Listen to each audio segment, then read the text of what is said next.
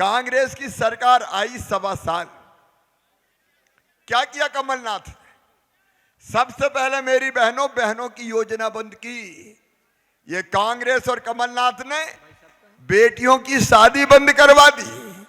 आपको पता है मध्य प्रदेश की धरती पर हमने कन्यादान योजना बनाई और बेटियों की शादी करते थे, लेकिन बेटियों की शादी सबसे पहले कमलनाथ ने बंद करवाई। शादी तो हो गई, डोली भी उठ गई, बेटी ससुराल भी पहुंच गई, लेकिन कमलनाथ का पैसा नहीं आया, एक नया पैसा नहीं दिया। बेटियों की शादी की योजना बंद। और बहनों एक बात और, बेटा बेटी को जन्म देने के पहले 4,000 रुपया गरीब बहना को देते थे और जन्म के बाद 12,000, ताकि गरीब बहन को भी बेटा बेटी को जन्म देने के बाद आराम करने का मौका मिल जाए और लड्डू खाने का मौका भी गरीब बहन को मिल जाए। कांग्रेस ने लेकिन मेरी बहनों के लड्डू खा लिए, वो योजना भी बंद कर दी। मेरे भांजे भांजियों बन गए कमलनाथ और दिग्गी की जोड़ी। मैं तुम्हें लैपटॉप देता था, मेरे भांजों के लैपटॉप छीन लिए कमलनाथ ने। मेरे बुजुर्गों, हम तुम्हें तीर्थ यात्रा करवाते थे, रेल से तीर्थ ले जाते थे। कमलनाथ दादा आए तो तीर्थ यात्रा बंद। वो तो फिर अपनी सरकार आई तो तीर्थ यात्रा फिर चालू, और अब केवल रेल से नहीं, अब तो मामा हवाई जहाज से भी तीर्थ ले जा रहे हैं। लेकिन इनने एक एक योजना अपनी बंद कर दी। बेटा बेटियों की साइकिल बंद कर दी। जितनी भी योजना, बेगा भारिया शहरिया बहनों के 1,000 रुपया लाडली बहनाओं, सावधान रहना जरा।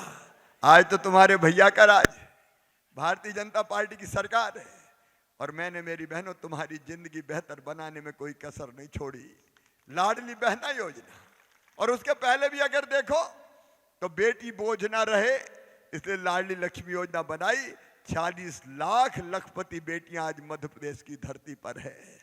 हमने तय किया मध्य प्रदेश में कि बहनों को आधी सीटों पर स्थानीय निकाय में चुनाव लड़वाएंगे। आज वो सारी योजना में नहीं गिना रहा, लेकिन ये लाडली बहना योजना हमने क्यों बनाई? मेरी बहनों में देखता था, अगर गरीब बहन को, निम्न मध्यम वर्गीय परिवार की बहन को 1,000 रुपया की भी जरूरत पड़ जाती थी तो हाथ फैलाने पड़ते थे, मांगना पड़ता था। बेटा बेटी कोई चीज माँ से मांग ले, माँ खिलौने दिला दे, फिराक दिला दे, किताब दिला दे, तो माँ का चेहरा लटक जाता था। और हमेशा यही सोचती थी, काश मेरे पास पैसे होते तो मैं भी मेरे बेटा बेटी की मांग पूरी कर देती। कई बार तो आंखों में आंसू भी आ जाते थे कि मेरे पास पैसे होते तो मैं मजबूर नहीं रहती। बोलो मेहर भाई, बात सही है कि नहीं? जोर से बोलो, सही है कि नहीं? मजबूर थी बहने हाथ फैलाने के लिए, और इसलिए मध्य प्रदेश ने एक ऐसी योजना बनाई जिसकी दुनिया में मिसाल नहीं मिलती। मेरी बहनों कभी सोचा था क्या कि सीधे तुम्हारे खाते में 10 तारीख को पैसा कभी आएंगे? सोचा था क्या? अरे जोर से बोलो, सोचा था क्या? देखो, मैं सरकार नहीं चलाता, मैं परिवार चलाता हूं। परिवार, और परिवार आप सब मेरा परिवार है, भारतीय जनता पार्टी का परिवार। एक बात ईमानदारी से बताना मुझे, मैं आपको मुख्यमंत्री लगता हूं कि भैया? मैं तो भैया हूं और भांजे भांजियों का मामा हूं। तो ये अपन ने परिवार चलाया, सरकार नहीं चलाई।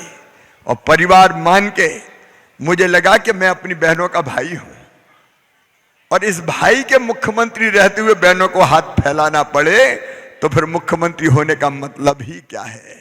अरे अपना सगा भाई भी राखी बंधवाता है साल में एक बार, तो कुछ देता है कि नहीं देता बहन को?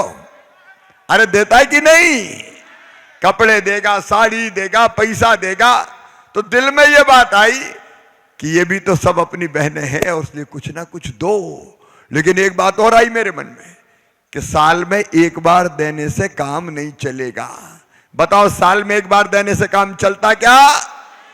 और इसलिए हमने तय किया कि अपनी बहनों के खाते में हर महीना 1,000 रुपया डालेंगे। हर महीना 1,000 से शुरुआत करी थी मैंने, हर महीना 1,000।